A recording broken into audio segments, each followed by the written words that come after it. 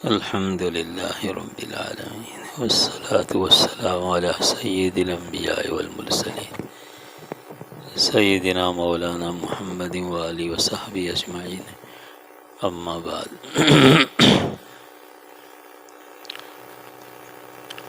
يا أيها الذين آمنوا اذكروا الله ذكرا كثيرا وسبحوه بكرة وأصيلا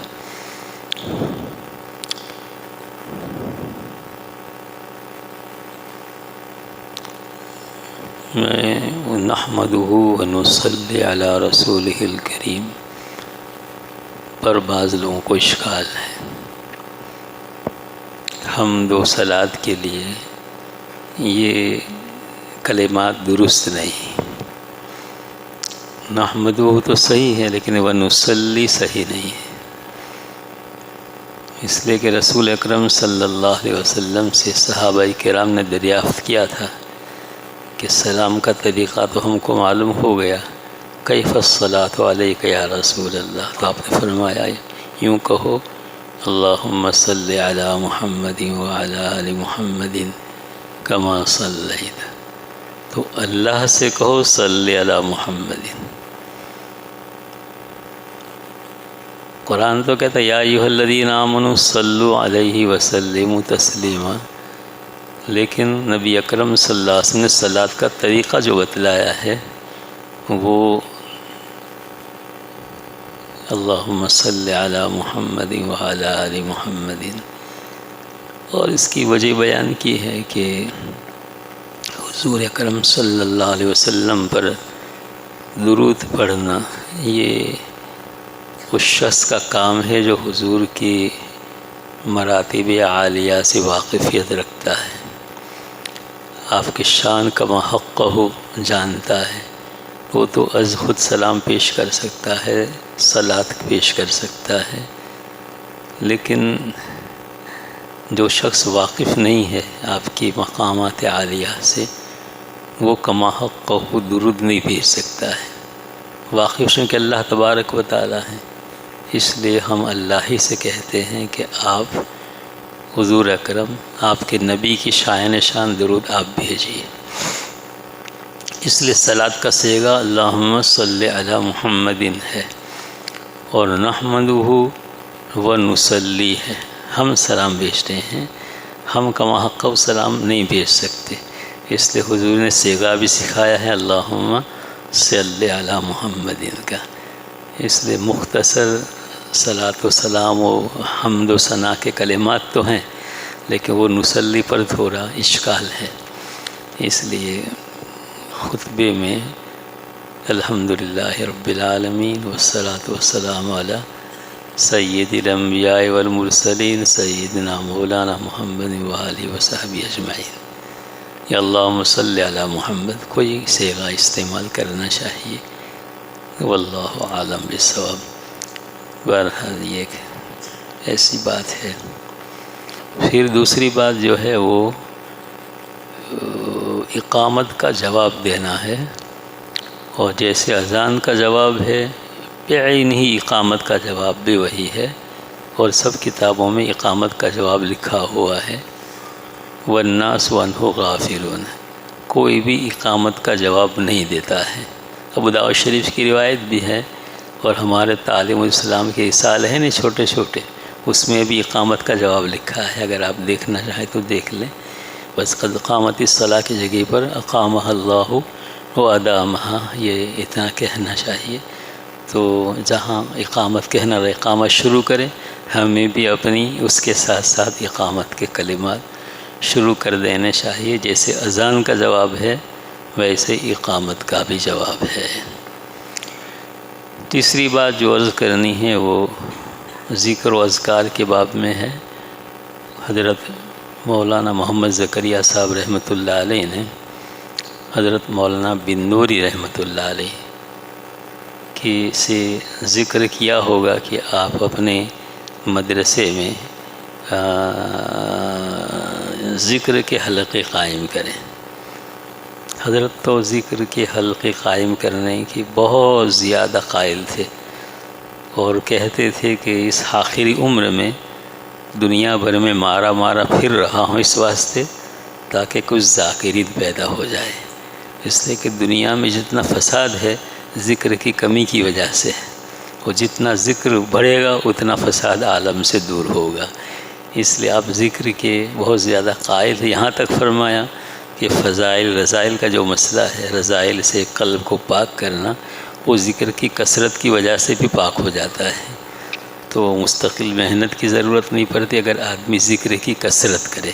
اور اللہ پاک نے بھی حکم دیا ہے، یا ایھا الذین آمنوا اذکروا اللہ ذکرا کثیرا، اے ایمان والو اللہ کا ذکر کثرت سے کرو۔ اذا لقیتم فئۃ فاثبتوا واذکروا اللہ کثیرا، جب جنگ و جدال کا موقع ہو، کسی جماعت سے مدبھر ہو، تب بھی فاذکروا اللہ ذکرا کثیرا، تب بھی اللہ کا ذکر کثرت سے کرو، اس لیے کہ ذکر کی بڑی فضیلت ہے، اور ذکر سے ثبات قلبی حاصل ہوتی ہے۔ الا بذکر اللہ تطمئن القلوب، اور سارے جتنے کام ہیں دنیا کے یا دین کے، ان سب میں ثبات قلب کی بہت ضرورت ہے۔ تو جنگ کے موقع پر بھی ثبات قلب کی ضرورت ہے، جب قدم ثابت قدم آدمی رہے گا، جبکہ ثبات قلب ہوگا، اور قلب ایسے ہو گیا تو بھاگ کھڑا ہوگا۔ اس لیے میدان جنگ میں بھی ذکر کی کثرت کا اللہ پاک نے حکم دیا ہے، تاکہ ثبات قلب حاصل ہو، اور ثبات قلب سے ثبات قدم حاصل ہو، اور جم کر آدمی مقابلہ کرے۔ ایسے دوسرے جتنے ہمارے زندگی کے شعبے ہیں، ان سب میں ثبات قلب کی ضرورت ہے۔ ایسا آدمی ہر کام کو کما حق ادا کر سکے گا، اور یہ ثبات قلب حاصل ہوتا ہے ذکر کی کثرت سے۔ تو جو جتنی ذکر کی کثرت کرے گا اس کو ثبات قلب حاصل ہوگا، اور ثبات قلب سے جو کام کرے گا وہ خیر برکت والا کام ہوگا۔ اس لیے ذکر کی کثرت کرنا چاہیے۔ حضرت کا قصہ تو میں سنا کر بات ختم کر دوں، 5-10 منٹ ہی کی بات کرتے ہیں۔ تو حضرت مولانا بنوری رحمۃ اللہ علیہ نے حضرت کو لکھا کہ حضرت ہمارے یہاں تو 25-30 درجات حفظ ہے، اور پورا دن قرآن کی تلاوت ہوتی ہے، اور افضل الذکر تلاوت قرآن ہے، تو پھر ہمیں تو ذکر کے حلقوں کی بظاہر ضرورت معلوم نہیں ہوتی، یہاں تو افضل الذکر، اور وہ بھی صبح سے شام اور رات گئے تک بچے تلاوت کرتے رہتے ہیں۔ تو حضرت نے جواب ارشاد فرمایا، اس کا خلاصہ یہ ہے کہ اصل میں یہ شرعی طور پر جو عبادتیں ہیں جس کا شریعت نے حکم دیا ہے، جیسے تلاوت قرآن ہے، نماز ہے، اور دوسری عبادات بدنی یا مالیہ ہے، وہ سب جو ہے وہ ایک طرح کی غذائیں ہیں، وہ بھاری غذائیں ہیں، ثقیل غذائیں ہیں، اور آدمی جب تک تندرست نہ ہو اس کو بھاری خوراک نہیں دیتے۔ کوئی بیمار ہو گیا تو اس کو ایک دم سے جو ہے بریانی اور زردی اور پلاؤ نہیں دیتے ہیں، بلکہ اس کو اسے مونگ کا پانی پلاؤ، فلاں کھلاؤ، فلاں پلاؤ، آہستہ آہستہ آہستہ جب معدے میں صلاحیت پیدا ہو جاتی ہے تو اب غذا دیتے ہیں۔ ترتیب یہ ہے، اور اب غذا دیں گے تو وہ قوت بنے گی بدن کا، اور اس سے پہلے اگر دے دی تو بدن میں قوت اس سے بلکہ مرض اور بڑھ جائے گا۔ میں جیسے شرح کر رہا ہوں حضرت کے کلام کی، تو اسی طرح یہ اذکار جو ہیں، 12 تسبیح ہے اور اللہ اللہ کا ذکر ہے، یہ سارے اذکار جو ہیں وہ علاج معالجے کے قبیل سے ہے، وہ قلب میں صلاحیت پیدا کرتے ہیں۔ جسے ہمارے حضرت شیخ رحمۃ اللہ علیہ فرماتے تھے کہ 12 تسبیح جو ہے اس سے دل کی توجہ اللہ کی طرف رہے گی۔ پورا دن اگر آپ نے 12 تسبیح کر لی ہے تو توجہ اللہ، دل کی سوئی اللہ کی طرف رہے گی، ورنہ آدمی بھٹکتا رہے گا۔ تو کتنا بڑا فائدہ ہے، اللہ کی طرف توجہ آدمی کی برقرار رہے، یہ 12 تسبیح کی برکت سے یہ ہوتا ہے۔ اس لیے کہ اس سے دل میں ایک صلاحیت پیدا ہو جاتی ہے، آہستہ آہستہ آہستہ۔ بھائی ہمارے سب کے دل تو بیمار ہی بیمار ہیں، ہم تو یہی کہیں گے، اور اس کا علاج جو ہے یہ تسبیحات ہے۔ اس لیے بہت سے لوگ اشکال کرتے ہیں کہ تسبیحات کا تذکرہ حدیث میں تو ہے نہیں، حضور نے تو تلقین نہیں کیا، صحابہ کرام تو یہ تسبیح نہیں کرتے تھے، پھر یہ تو تابعین اتباع تابعین اور ان حضرات کے بعد کا سلسلہ چلا ہے، تو یہ گویا غیر شرعی چیز ہے، یہ شرعی چیز نہیں ہے۔ ہم کہتے ہیں شرعی چیز، اس کا جواب ہم کہتے ہیں شرعی چیز وہ کہلاتی ہے جس پر اللہ کے رسول نے کوئی ثواب مرتب کیا ہو، یہ کرو گے تو اتنا ملے گا، یہ کرو گے اتنا ملے گا، یہ کرو گے اتنا ملے گا۔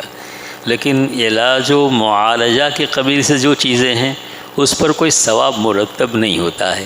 جیسے آپ نے 12 تسبیح کر لی تو اس پر کوئی ثواب نہیں ملے گا، اس لیے کہ یہ منسوس عمل نہیں ہے، منسوس عمل نہیں ہے، لیکن مجرب عمل ہے۔ یعنی کروڑ کروڑ ارب و خرب اہل اللہ کا آزمایا ہوا یہ نسخہ ہے، اس نسخے کی برکت سے قلوب میں صفائی پیدا ہوتی ہے، اور قلوب پھر صلاحیت پیدا ہونے کی وجہ سے اب تلاوت کرنے کی صلاحیت، تلاوت سے، قرآن کی تلاوت سے حلاوت لینا، مزہ لینا، اور اس کی وجہ سے آدمی جو ہے تلاوت میں محو ہو، مستغرق ہو، اللہ کے دھیان میں ہر وقت رہے، اللہ کی یاد رہے۔ یہ ایک طرح کا یہ مرض جو ہے، غفلت کا مرض جو ہے، اس غفلت کے مرض کا یہ علاج ہے، اور علاج معالجے کی بیمار کو ضرورت ہے۔ لہذا جو شخص سمجھتا ہے کہ میں قلبی اعتبار سے بیمار ہوں، مجھ میں غفلت موجود ہے، اس غفلت کو دور کرنے کے واسطے ان تسبیحات کو پڑھایا جاتا ہے، تلقین کیا جاتا ہے، پڑھا جاتا ہے۔ اور صوفیاء کرام کے یہاں تسبیحات جو شیخ نے تلقین کر دی، اس کا درجہ بالکل اس لائن کے فرض کا ہے، شرعی فرض نہیں۔ اس لائن میں چلنے والے کے لیے فرض ہے کہ اگر ان تسبیحات کی پابندی کرے گا تو مطلوبہ مقصود آدمی کو حاصل ہوگا، اور اگر اس کی پابندی نہیں کرے گا یا بددلی سے پڑھے گا، پڑھا نہیں پڑھا چھوڑ دیا، تو پھر اس سے جو مقصود و مطلوب ہے وہ کیا؟ توجہ اللہ کا حاصل ہونا، یہ توجہ اللہ آدمی کو حاصل نہیں ہوگی، اور جب توجہ اللہ حاصل نہیں ہے تو پھر اس پر کوئی اعتماد نہیں کیا جا سکتا۔ ایک صحابی نے سوال کیا تھا رسول اکرم صلی اللہ علیہ وسلم سے کہ چھوٹی نصیحت فرمائیے۔ آپ نے کیا فرمایا؟ اتق اللہ حیث ما کنت، جہاں تم رہو اللہ سے ڈرو۔ یہ استحضار اللہ کی ذات کا جب پیدا ہو جاتا ہے نا، تو پھر آدمی اللہ سے ڈرتا ہے، پھر وہ اللہ کے سے ڈر کے کام کرے گا تو اس کام میں خیر برکت ہوگی، وہاں دھوکہ، فریب، غبن، اس طرح کی چیزیں پھر نکل جائے گی۔ تو یہ ذکر کا فائدہ ہے، اسی لیے اللہ پاک نے ذکر کی کثرت کا حکم دیا ہے کہ اذکروا اللہ ذکرا کثیرا، کثرت سے ذکر کرو۔ کسی چیز کا کثرت سے کرنے کا حکم نہیں دیا ہے، نماز کثرت سے پڑھو نہیں فرمایا، روزہ کثرت سے رکھو نہیں فرمایا، زکوٰۃ کثرت سے دو، صدقہ کثرت سے کرو، یہ کچھ نہیں فرمایا۔ ذکر کثرت سے کرو، اور دوسرے عمل کثرت سے ہو بھی نہیں سکتے۔ مثلا کوئی نماز میں کثرت کرنے جائے گا تو بہت سے کام رہ جائیں گے۔ بھئی یہ طلباء اگر نیت باندھ کر کھڑے ہی ہوتے رہیں گے مسجد میں، کثرت سے نماز پڑھیں گے تو اسباق کون پڑھے گا؟ ہے نہیں؟ ہاں، وہ کوئی کہے گا ہم تو کثرت سے نماز پڑھیں گے۔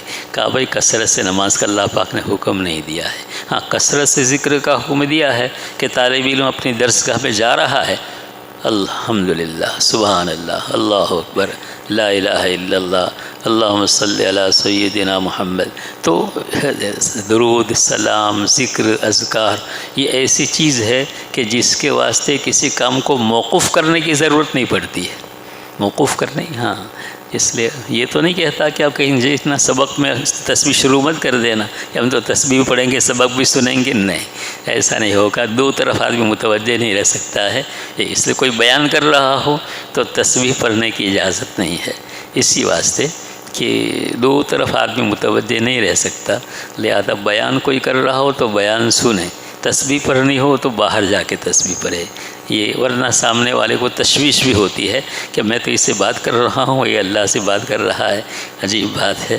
اس لیے ہاں، تو ہر چیز کا موقع ہوتا ہے، لیکن ذکر کی کثرت ہو۔ ایک کاشتکار ہے، کھیت میں پانی دے رہا ہے، تسبیح پڑھ رہا ہے، کھاد دے رہا ہے، تسبیح پڑھ رہا ہے۔ ایک دکاندار دکان پر بیٹھا ہے، تلاوت کر رہا ہے، قرآن پڑھ رہا ہے، تسبیح کر رہا ہے۔ ایک آدمی دوسرے کو مال دے رہا ہے ایسے، اور سبحان اللہ پڑھتے دے رہا ہے۔ تو ذکر میں کثرت ہو سکتا ہے اور کثرت ہو سکتی ہے، لیکن دوسری عبادت میں کثرت ہو بھی نہیں سکتی ہے۔ اس لیے اللہ پاک نے کسی اور عبادت کی کثرت کا حکم نہیں دیا ہے، بلکہ ذکر کی کثرت کا حکم دیا ہے، اور ذکر کی کثرت ہی سے آدمی تر و تازہ رہتا ہے، تر و تازہ۔ ہاں، لا یزال لسانہ کا رطبا من ذکر اللہ، آپ نے فرمایا کہ زبان اللہ کے ذکر سے تر رہنی چاہیے۔ اس لیے بھائی اس کا تہیہ کرو کہ ہم لوگ ہر وقت اللہ کے ذکر میں رہیں گے۔ چلتے پھرتے یعنی خاموش کیوں رہتے ہو؟ بھائی یہاں سے جا رہے بس اسٹینڈ تو خاموش چلے گئے، اتنا وقت زندگی کا بیکار چلا گیا، اس میں نہ کچھ گنوایا نہ کچھ کمایا، بیکار گیا نہیں گیا۔ اور اگر سبحان اللہ کہتے چلے گئے، درود پاک پڑھتے چلے گئے۔ مولانا ایک عورت کا قصہ ہے ابھی حال میں کہ وہ اہتمام درود پاک کا بہت کرتی ہے، استانی ہے، اور اپنی بچیوں کو جو پڑھتی ہیں ان کو بھی درود پاک کی کثرت کا حکم دیتی ہے کہ تم بازار جاؤ، کہیں جاؤ، مدرسے آؤ، گھر جاؤ، اور پھر نوٹ کراؤ کہ تم نے کتنا درود پڑھا ہے۔ ہر ہفتہ وہ تقریباً کئی لاکھ درود حضور اکرم صلی اللہ علیہ وسلم کی خدمت میں پیش کرتے ہیں، کئی لاکھ درود۔ ان کی بچیاں بازار میں جائیں گی تو وہ چھوٹی تسبیح آتی ہے نا دبانے والی، وہ لے کر کہ وہ سودا سلف خرید رہی ہیں اور تسبیح اپنی درود پاک جاری ہے، درود پاک جاری ہے۔ اس عورت کے شوہر بیان کر رہے تھے کہ وہ لوگ عمرے میں گئے، اسی سال ابھی 5-7 مہینے پر عمرے میں گئے، تو وہ تو ایک دم بالکل محبت سے بھرے ہوئے لوگ تھے، اتنی درود بھیجتے تھے حضور کی خدمت میں۔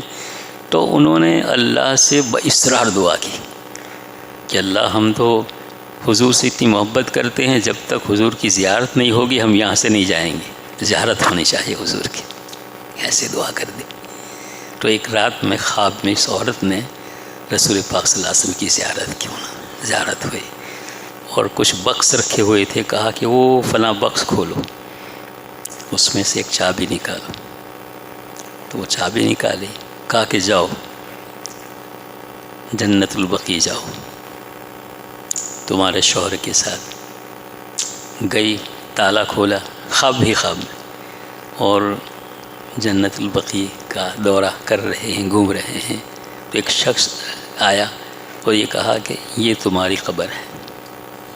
ابھی اسے بقیع میں قبر کی طرف اشارہ کر دیا عورت سے کہ تمہاری قبر یہاں ہے۔ بھائی فائدہ ہوتا ہے نا، ہوتا حضور کی ذات سے جتنا علاقہ مضبوط ہوتا ہے اتنا کانٹیکٹ، جتنا درود پڑھیں گے اتنا کانٹیکٹ مضبوط ہوگا، پھر ادھر سے توجہ بڑھتی ہے۔ تو طلباء کی طرف تو بہت توجہ رہتی ہے، علماء کی طرف بہت توجہ رہتی ہے، اور اگر یہ تھوڑا سا آگے بڑھ جائیں، درود پاک کی کثرت کرنے لگے، تو پھر توجہ میں اور اضافہ ہو جاتا ہے، اضافہ ہو جاتا ہے۔ اس لیے میرے بھائیوں، جب حضور کی توجہ کا اضافہ ہو جاتا ہے تو اللہ کی بھی توجہ کا اضافہ ہو جاتا ہے۔ جتنا ذکر کریں گے کثرت سے اللہ کا، اللہ کی یاد کا، تو حضرت بن نوری کا قصہ رہ جائے گا، پھر ویسے ہی چلا جاؤں گا۔ تو حضرت نے فرمایا کہ یہ سب غذائیں ہیں، تلاوت غذا ہے، نماز غذا ہے، اور اس کی حقیقت اور اس سے لطف اندوز ہونا، اس کی خیر و برکات کو جذب کرنا، وہ قلب میں صلاحیت پیدا ہونے کے بعد ہوگا، اور ان اذکار سے قلوب میں صلاحیت پیدا ہوتی ہے۔ اس کے بعد پھر تلاوت کرو گے تو اصلی تلاوت اب کرو گے، نماز پڑھو گے اصلی نماز اب پڑھو گے، دعا کرو گے اصلی دعا اب کرو گے۔ اس واسطے میں ذکر کی مجلسیں قائم کرنے کے واسطے کہہ رہا ہوں، اور ذکر کی کثرت کے واسطے کہہ رہا ہوں۔ یہ حضرت شیخ رحمۃ اللہ علیہ نے حضرت مولانا بن نوری رحمۃ اللہ علیہ کو جواب دیا تھا۔ اس سے پتہ چلا کہ ذکر و اذکار جو ہیں وہ کوئی شرعی منصوص چیزیں نہیں ہے کہ تم تلاش کرنے جاؤ کہ کون سی کتاب میں لکھا ہے، کون سے صحابی نے 12 تسبیح کی ہے، کہ حضور نے کہاں تلقین کیا ہے۔ نہیں بھائی، یہ اسلاف کی طرف سے تلقین شدہ ہے، اور اس پر بڑے بڑے ائمہ کبار نے رازی و غزالی نے اس پر عمل کیا ہے، اور ہمارے رازی و غزالی حضرت نانوتوی اور حضرت تھانوی رحمۃ اللہ علیہ ہیں، حضرت گنگوہی رحمۃ اللہ علیہ ہیں۔ اگر ذرہ برابر بدعت کا اس میں شائبہ ہوتا تو یہ لوگ اڑا دیتے، بالکل اس کو قبول نہ کرتے، لیکن نہیں، ان حضرات نے ان تسبیحات سے فائدہ اٹھایا، اور جس مقام پر پہنچے ہیں وہ تو ہادی صاحب کی صحبت کے بعد پہنچے، صحبت کے بعد پہنچے ہیں میرے بھائیوں۔ اس لیے ہمیں بے خوف و خطر، بہت شوق کے ساتھ، جذبے کے ساتھ، بغیر کسی انتشار ذہنی کے یا کسی کے اس طرح کے سوال کرنے پر ہمارا ذہن منتشر نہ ہو، ہمیں خوب شوق و رغبت کے ساتھ ذکر و فکر کرنا چاہیے۔ ہمارے حضرات اساتذہ کرام ہیں، وہ تو اتنے مشغول نہیں جتنے طلبہ مشغول ہوتے ہیں، پھر عمر کا ایک حصہ ان کا گزر گیا ہے، اب آدمی کب کام کرے گا؟ یہی شباب کا زمانہ 25 سے 30-40 تک کا زمانہ ہے، وہی ان چیزوں کا زمانہ۔ مولانا قمر الزمان صاحب دامت برکاتہ فرماتے ہیں کہ جس کسی نے کوئی کمال حاصل کیا ہے، اسی زندگی میں حاصل کیا ہے۔ نبی نے کمال 40 سال کی مدت میں حاصل کیا نہیں کیا، نبوت ملی 40 سال کی مدت میں، تو نبی کے جو متبعین ہیں ان کو بھی جو کچھ حاصل ہو جائے گا وہ 40 سال 50 سال کی مدت میں حاصل ہو جائے گا۔ اس لیے سب کو بلا امتیاز کسے اپنے طور پر کسی اللہ والے سے تعلق قائم کر کے ان کی رہبری میں اپنا کام شروع کرنا چاہیے، اور ذکر و اذکار و تسبیحات کی پابندی وہ کرنا چاہیے۔ اس کی خیر و برکت بہت ہی الگ ہے، یعنی کرنے کے بعد ہی پتہ چلتا ہے۔ جیسے جماعت والے کہتے ہیں نا کہ دیکھ کر کرنے کا کام نہیں ہے، کر کے دیکھنے کا کام ہے، ایسے یہ بھی دیکھ کر مت کرو بلکہ کر کے دیکھو، پھر اس کی لذت جو معلوم ہوگی اور اس سے زندگی میں ایک بدلاؤ جو پیدا ہوگا وہ اس سے پہلے پیدا نہیں ہو سکتا۔ اللہ پاک ہمیں، مجھے، آپ بھائیوں کو، اساتذہ کرام کو، طلباء کو، اور طلباء کے واسطے اتنی مقدار کافی ہے، تھوڑا تھوڑا ان کو راغب کرنے کے لیے، عادی بنانے کے لیے، اور پھر جب ان کے آخری وقت فراغت کا ہو تو کسی اللہ والے سے تعلق قائم کرا کے ان کی ذکر و اذکار مکمل کرا دینا چاہیے، تاکہ شروع ہی سے وہ لوگ اس کو شروع کر دیں اور اس کی خیر برکات حاصل کریں۔ وآخر دعوانا ان الحمد للہ رب العالمین، صلی اللہ علیہ نبی الکریم، سبحان اللہ بحمدہ، سبحانک اللہم بحمدک، نشہد ان لا الہ الا انت، نستغفرک ونتوب الیک۔ سبحان ربک رب العزت عما یصفون، وسلام علی المرسلین۔